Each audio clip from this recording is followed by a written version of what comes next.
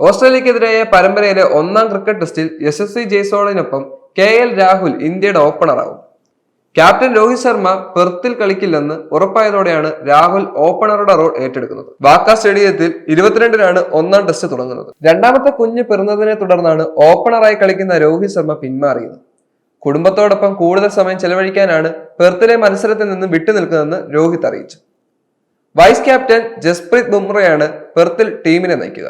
അഡ്ലെയ്ഡിൽ December 6-ന് തുടങ്ങുന്ന രണ്ടാം ടെസ്റ്റിനായി രോഹിത് ടീമിനൊപ്പം ചേരും. രോഹിത് കളിക്കുന്നില്ലെങ്കിൽ മൂന്നാമനായി ഇറങ്ങുന്ന ശുഷ്മാൻ ഗിൽ ഓപ്പണർ സ്ഥാനത്തേക്ക് പരിഗണിക്കപ്പെടുമെന്നാണ് കരുതുന്നത്.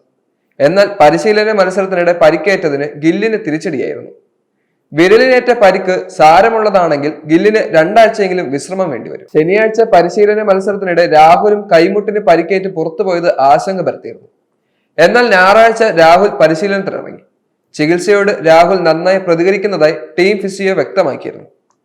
ഓസ്ട്രേലിയയിലുള്ള ഇന്ത്യ A ടീമിലെ ബാറ്റർ ദേവദത്ത് പടിക്കൽ, പേസർമാരായ മുകേഷ് കുമാർ, ഖലീൽ അഹമ്മദ്, നവദീപ് സൈനി എന്നിവരോട് ടീമിനൊപ്പം ചേരാൻ ആവശ്യപ്പെട്ടിട്ടുണ്ട്.